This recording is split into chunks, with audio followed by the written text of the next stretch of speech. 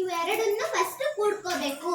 7 7 6 13 13ಕ್ಕೆ 3 ದಶಕ 1 1 4 5 5 8 13 13ಕ್ಕೆ 3 ದಶಕ 1 1 3 4 4 7 11 11ಕ್ಕೆ 1 ದಶಕ 1 1 6 7 7 3 10 10ಕ್ಕೆ 0 ದಶಕ 1 1 5 6 6 2 8.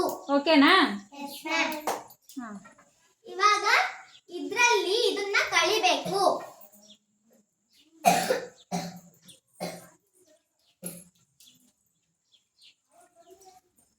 See there carefully.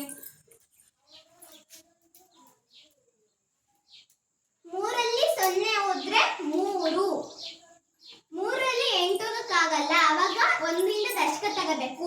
13 ಆಗುತ್ತೆ. 13ರಲ್ಲಿ 8 ಹೋದ್ರೆ 5. ಇದರಲ್ಲಿ 0 ಇರುತ್ತೆ. 0ದ್ರಾಗೆ 4 ಹೋಗಕ್ಕಾಗಲ್ಲ. ಅವಾಗ 0ಯಿಂದ ದಶಕ ತಗೋಬೇಕು. ಅವಾಗ ಇದರಲ್ಲಿ 10 ಆಗುತ್ತೆ. 10ರಲ್ಲಿ 4 ಹೋದ್ರೆ 6. ಇಲ್ಲಿ 9 ಇರುತ್ತೆ. ಇಲ್ಲಿಂದ ದಶಕ ತಗೊಂಡಿರ್ತೀವಿ. ಇಲ್ಲಿ 9 ಇರುತ್ತೆ. 9ರಲ್ಲಿ 9 ಹೋದ್ರೆ 0. ಇಲ್ಲಿ 7 ಇರುತ್ತೆ. 7ರಲ್ಲಿ 3 ಹೋದ್ರೆ 4.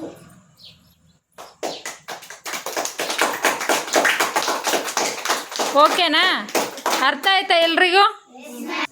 ಅವಳು ಹೇಳಿರೋದು ಎಲ್ರಿಗೂ ಅರ್ಥ ಆಯ್ತಾ? Okay, good girl, thank you.